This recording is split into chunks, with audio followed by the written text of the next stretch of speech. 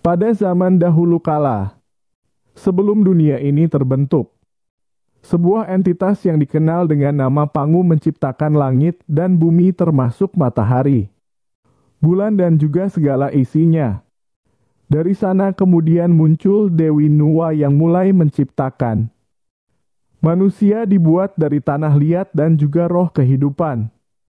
Sebelum mati, Dewi Nuwa sempat meninggalkan sebuah pusaka yang disebut sebagai Feng Seng Bang. Pusaka tersebut kemudian diserahkan kepada para dewa yang berada di Gunung Kunlun untuk menjaganya. Konon kabarnya, pusaka itu punya kekuatan untuk menyelamatkan manusia. Dan yang bisa membuka segel dari pusaka itu hanyalah seorang raja yang punya kuasa dari para raja yang lain.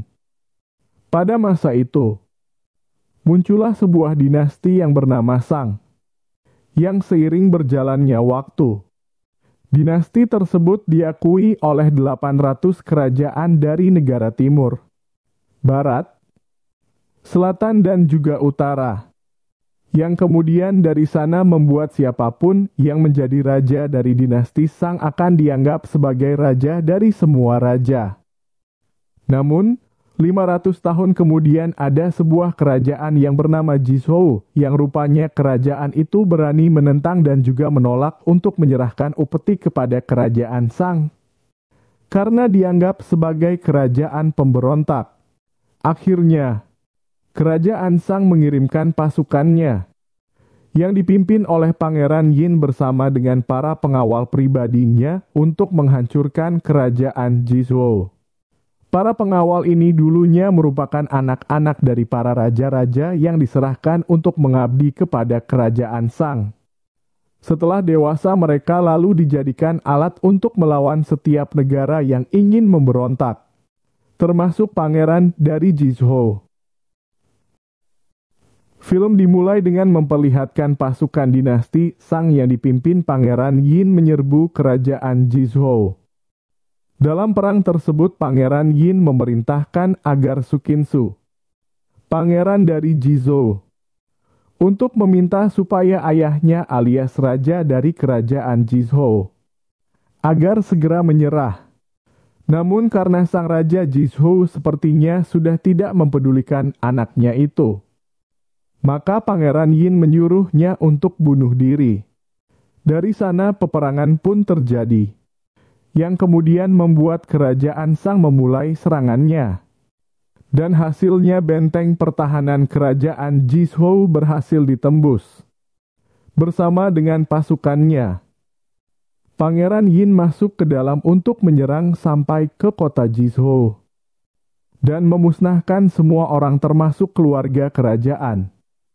Pertarungan seru sempat terjadi antara Pangeran Yin bersama dengan pengawalnya melawan Raja Suhu dan putranya di area makam keramat. Dalam insiden itu tanpa sengaja Pangeran Yin terluka. Darahnya mengalir ke dalam salah satu makam tempat di mana roh seekor siluman rubah dipenjara di bawah tanah. Segel yang mengurung siluman tersebut terbuka dan siluman tersebut bebas. Roh siluman rubah yang bangkit kembali tersebut masuk ke dalam tubuh anak Raja Suhu yang bernama Sudaji. Saat itu, Sudaji tewas bunuh diri setelah melihat ayahnya gugur dalam pertempuran. Awalnya para pengawal berniat membunuhnya, tapi salah seorang dari mereka yang bernama Jiva tak tega. Dan akhirnya ditangkaplah wanita itu dan dibawa oleh Pangeran Yin. Malam harinya, Pangeran Yin mengobati lukanya, melihatnya, Sudaji langsung menyembuhkan luka sang pangeran. Pangeran terkejut karena ternyata Sudaji dapat menyembuhkan luka-lukanya. Bukan cuma itu, Daji juga mengatakan, kalau dia tahu betul apa yang dimau oleh sang pangeran, yaitu sang pangeran sebenarnya ingin sekali menjadi seorang kaisar dan dia dapat membantu mewujudkannya. Esok harinya, Pangeran Yin bersama dengan semua pasukannya tiba di kerajaan Sang sambil membawa kepala Raja Suhu, yang kemudian diberikan kepada kaisar. Pangeran Yin juga tak lupa untuk memberi hadiah kepada putra mahkota yaitu Sudaji.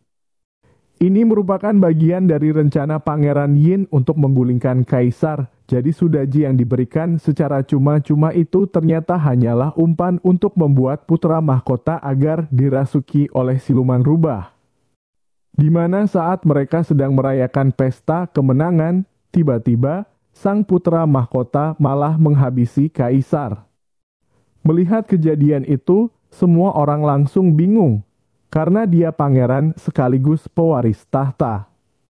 Tiba-tiba, putra mahkota berniat membunuh Pangeran Yin, untungnya Jiva dengan cepat mencegahnya yang malah berakibat terbunuhnya sang putra mahkota.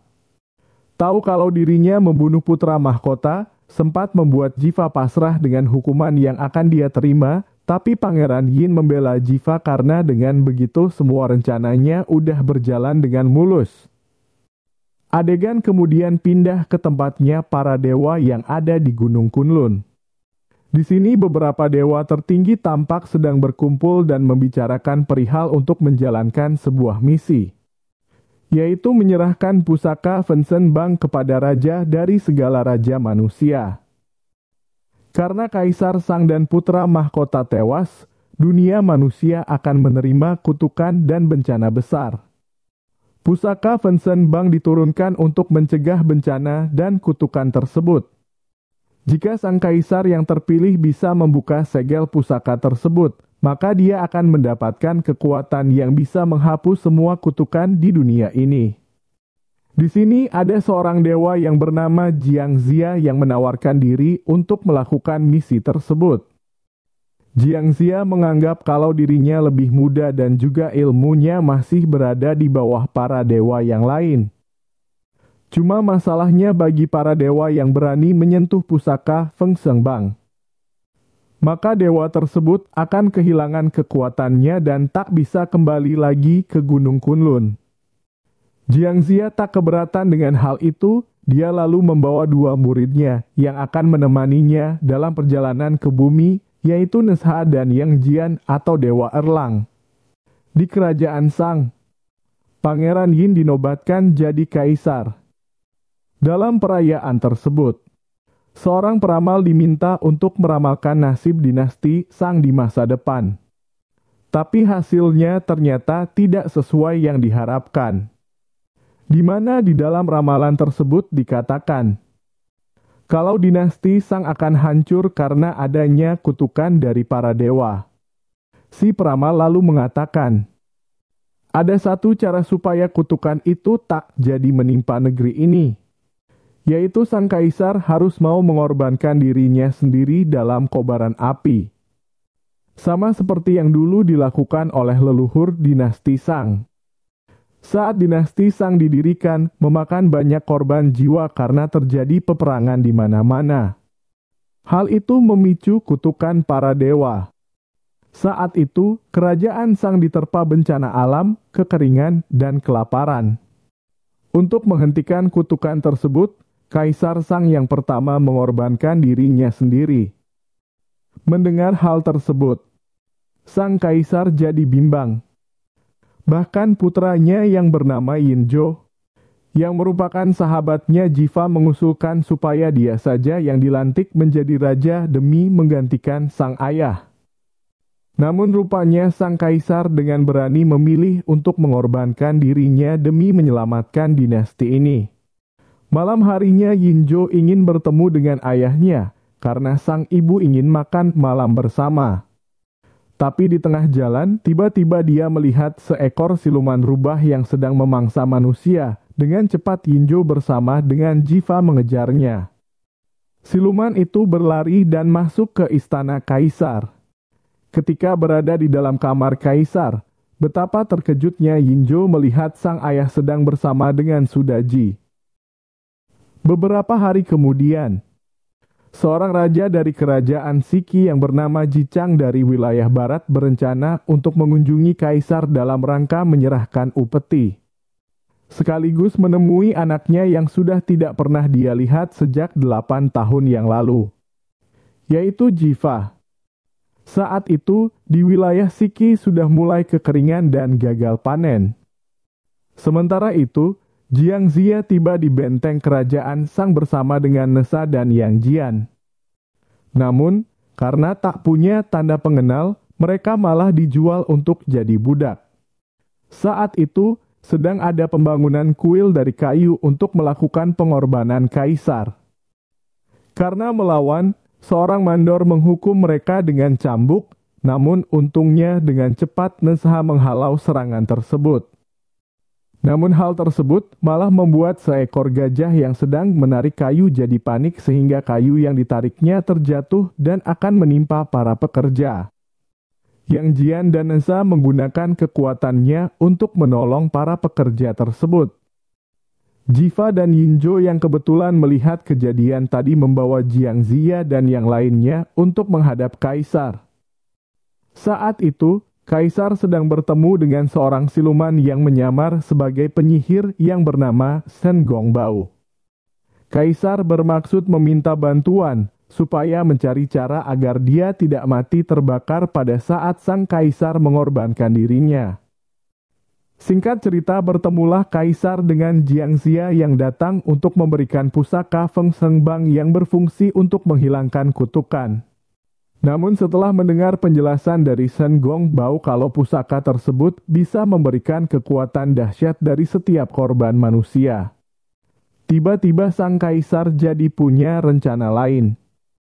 Kaisar lalu ingin membuktikannya dengan menusuk salah seorang pembantunya. Roh dari pembantu tersebut masuk pusaka dan pusaka tersebut bercahaya. Kaget dengan apa yang baru saja dilihatnya, Jiang Ziya yang tadinya berniat memberikan pusaka tersebut, kini memutuskan untuk tidak jadi memberikannya. Kaisar pun murka, dia kemudian memerintahkan untuk menangkap Jiang Ziya. Untungnya, karena Nesa dan Yang Jian masih seorang dewa, mereka berhasil kabur. Namun mereka terpisah dengan Jiang Ziya. Jiva dan Yinjo masih mengejar Jiang Ziya. Jiang Ziya bertemu dengan Yinjo yang meminta supaya pusaka itu diberikan kepada kaisar. Jiang Ziya sempat memberitahu alasan kenapa dia tak jadi memberikan pusaka tersebut. Karena sang kaisar ternyata rela membunuh orang yang tak bersalah demi mendapatkan kekuatan. Namun Yinjo tetap tak mau mendengar.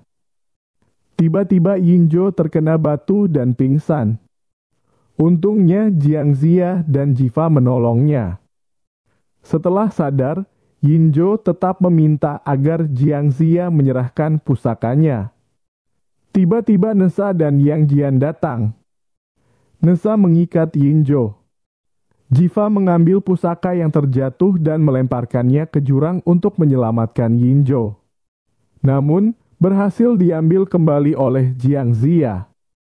Karena sang kaisar sudah tidak mungkin menerima pusaka tersebut, Jiang Ziya kini berniat memberikan pusaka tersebut kepada Yinjo. Karena Yinjo adalah putra mahkota dan sifatnya berbeda dengan ayahnya. Sementara itu, tak jauh dari lokasi mereka, Jichang yang sedang dalam perjalanan menemui kaisar, tiba-tiba di perjalanan harus terhenti ketika tanpa sengaja dia mendengar tangisan seorang bayi. Saat diperiksa ternyata dia menemukan bayi siluman. Merasa kasihan, Jichang pun membawanya. Namun tak lama berselang Nesa dan Yang Jian datang sambil meminta untuk menyerahkan bayi tersebut, karena bayi tersebut adalah bayi siluman, jadi harus dihabisi. Namun Jichang menolak karena menurutnya, walaupun siluman belum tentu jahat, semua tergantung bagaimana mendidiknya. Hal itu rupanya disetujui oleh Jiang Ziya yang datang sambil memperkenalkan diri. Intinya, karena kondisi bayi ini terlihat lemah, Jiang Ziya meminta supaya bayi tersebut dibawa dan dirawat oleh para dewa di Gunung Kunlun. Sebelum menyerahkannya kepada Nesa dan Yang Jian, Jichang memutuskan untuk menjadikan siluman itu anak ketiganya sekaligus menamainya Lei Zhenxi. Setelah itu, Jiang Ziya dan Jichang bersama-sama menuju kerajaan Sang. Selain Jichang, ternyata ada adipati lain yang juga menuju ibu kota kerajaan. Mereka bersama-sama akan mengucapkan selamat untuk kaisar baru. Mereka bertemu dengan adipati lainnya di suatu tempat. Jiang Ziya menyarankan kepada mereka untuk memberontak dan melengsarkan kaisar. Karena kaisar yang sekarang memperoleh tahta dengan cara yang kotor. Setelah itu, mengangkat Yinzhou jadi kaisar agar kutukan bisa dipatahkan. Tapi, tempat pertemuan mereka ini dekat dengan tempat Jiva beristirahat. Jadi, Jiva bisa mendengar semua pembicaraan mereka. Jiva bersama dengan pasukan kerajaan kemudian datang dan menangkap para adipati ini atas tuduhan pengkhianatan. Keempat adipati itu dibawa menemui kaisar, sekaligus dihadapkan dengan anak-anak mereka sendiri yang sekarang sudah menjadi pengawal kerajaan. Di momen ini, kaisar meminta kepada para pengawalnya untuk membunuh para adipati yang merupakan ayah kandung mereka masing-masing, sebagai pembuktian dari kesetiaan terhadap kekaisaran, dan juga penolakan terhadap orang-orang yang berani mengkhianati kaisar. Ada yang berani menghabisi ayahnya sendiri dan ada juga yang melawan. Tapi ujung-ujungnya mati di tangan kaisar. Dan ada juga yang ayahnya sengaja menusukkan diri, supaya anaknya bisa tetap hidup. Sementara Jiva tak tega. Dia lalu memohon kepada kaisar supaya melakukan cara lain, yaitu membiarkan supaya Jichang mengakui perbuatannya di depan umum. Jiva mengatakan kalau Jichang merupakan dalang dari penyebab para adipati lainnya berkhianat. Cara tersebut bisa dibilang cukup berat, karena kalau cuma dibunuh, maka semua kejahatannya bakal hilang tanpa ada seorang pun yang tahu. Mendengar hal itu, sang kaisar pun setuju. Jichang kemudian dimasukkan ke dalam penjara bawah tanah. Malam harinya, Jiva menemui Jichang. Dia meminta agar ayahnya mau mengakui perbuatannya. Namun Jichang tetap menolak karena dia merasa tak mengkhianati kaisar. Jichang pun mengatakan kalau dia sangat menyesali keputusan pada saat dia memberikan puteranya kepada kaisar yang mana hasilnya jadi seperti ini. Karena Jichang menolak untuk mengakui kesalahannya, Kaisar Yin lalu menghabisi anak pertama Jichang sekaligus kakaknya Jiva yang pada saat itu kebetulan datang ke istana untuk mencari ayahnya. Bukan hanya itu, tubuhnya kemudian dimasak dan secara diam-diam diberikan kepada Jichang yang berada di dalam penjara. Saat dia tahu kalau yang dia makan itu adalah daging anaknya sendiri, seketika dia langsung kaget dan marah sekaligus pasrah. Apalagi kalau dia tahu Jiva masih berada di dalam genggaman sang kaisar. Yang bisa saja sang kaisar gila ini menghabisi lagi anak keduanya itu. Dengan penuh keterpaksaan akhirnya Jichang pun mengakui perbuatan yang tak pernah dia lakukan di depan umum, sehingga sekarang seluruh masyarakat menganggapnya sebagai seorang pengkhianat. Di istana, Permaisuri menemui kaisar yang saat itu sedang bersama Sudaji. Permaisuri menasehati kaisar agar menghentikan semua rencananya. Kepercayaan rakyat sudah menurun setelah kaisar menghabisi 3 adipati. Namun, Sudaji malah menghabisi Permaisuri dan kaisar pun tak mencegahnya. Yinzhou datang ke istana untuk menghabisi Sudaji. Namun akibatnya, dia malah dianggap berusaha menghabisi kaisar, yang hasilnya dia pun harus kabur dari istana. Dengan dibantu Jiva, Yinzhou berhasil melarikan diri. Jiva meminta Yinzhou supaya pergi menemui seorang pendeta agung yang masih ada hubungannya dengan keluarga kaisar. Pada malam harinya, Jiva menangkap Jiang Ziya dan membawanya ke pendeta agung. Jiang Ziya meminta agar Yinzhou menggantikan ayahnya jadi kaisar. Maksud Jiang Ziya melakukannya adalah supaya Yinzhou bisa menerima pusaka Feng Sheng Bang sebagai raja dari semua raja yang telah diramalkan. Tapi setelah mendengar hal tersebut, Yinjo malah menolak meskipun dia sudah muak dengan sang ayah. Tapi dia menganggap kalau apa yang dilakukan ayahnya itu semata-mata karena dia sudah terkena sihir dari siluman rubah. Jiangxia mempertanyakan bagaimana kalau si kaisar tidak terkena sihir siluman rubah, yang artinya si kaisar memanglah orang jahat. Pendeta Agung lalu mempunyai sebuah rencana, yaitu dia berencana memanggil kaisar beserta Sudaji untuk meminta doa restu kepada para leluhur.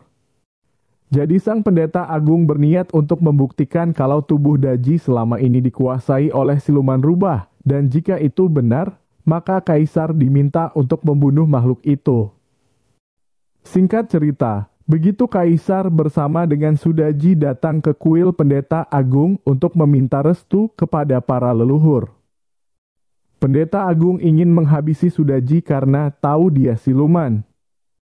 Namun dicegah oleh kaisar. Kaisar mengatakan kalau Sudaji adalah manusia biasa. Untuk membuktikannya, pendeta agung memberikan jantungnya. Jika memakan jantungnya, maka siluman akan berubah ke wujud aslinya. Pendeta agung meminta Sudaji segera memakan jantungnya, yang mana seketika itu juga siluman rubah lalu menampakkan wujudnya. Namun alih-alih akan menghabisinya, sang kaisar malah membelanya. Yang mana? Ini membuktikan kalau dia tak terkena ilmu sihir dan memang mempunyai niat yang jahat. Jadi si kaisar ini rupanya tidak peduli siapapun itu, selama dia memuluskan langkahnya. Maka kaisar akan membelanya. Yinjo kemudian ditangkap dan rencananya besok akan dihukum mati. Kaisar memberikan satu kesempatan lagi untuk Jiva, yaitu Jiva harus membuktikan kesetiaannya dengan cara menghabisi ayahnya sendiri. Setelah itu, kaisar membakar kuil pemujaan leluhurnya. Sudaji kemudian mengatakan dia akan membuat kaisar jadi abadi. Esok harinya, saat acara hukuman mati Yinjo, Jiva menyerahkan kepala ayahnya kepada kaisar. Namun kepala tersebut ternyata palsu. Jiva tak benar-benar menghabisi ayahnya. Ayahnya masih hidup dan diminta untuk kembali ke kota Shiki. Saat Yinjo akan dihukum pancung, pasukan Shiki yang menyamar langsung menyerang Algojo-nya. Pertarungan pun terjadi antara pasukan Shiki dan pasukan Shang. Jiva bersama teman-temannya berniat menyelamatkan Yinjo. Tapi sayangnya, nyawa Yinjo tidak tertolong karena dia sudah keburu dipenggal. Pertempuran melawan pasukan kerajaan pun terjadi yang sampai-sampai membuat Jiva kewalahan ketika berhadapan dengan kaisar. Namun dalam satu momen, Jiva berhasil mengalahkan kaisar dan membuatnya terbunuh. Sementara itu Nusa bersama dengan Yang Jian yang datang terlambat diperintahkan oleh Jiangxia untuk membawa tubuh Yinjo ke Gunung Kunlun untuk dihidupkan kembali. Setelah mengalahkan kaisar, Jiva, Jiangxia dan semua anak buahnya berniat untuk pergi, tapi tiba-tiba Shen Gongbao muncul. Dengan mantra pemindah roh, Shen Gongbao membangkitkan satu patung raksasa yang kemudian menggunakannya untuk memburu Jiangxia demi mendapatkan pusaka Feng Song Bang. Di lain sisi, Jichang yang sedang dalam perjalanan pulang tanpa diduga dihentikan oleh pasukan kerajaan yang ada di perbatasan. Pada saat dia akan ditangkap, tiba-tiba muncul satu ekor makhluk yang kemudian menolongnya. Ternyata sosok yang menolongnya ini adalah Lei Zhenxi, yaitu siluman yang sebelumnya diangkat menjadi anak ketiganya yang sekarang dia sudah tumbuh dewasa.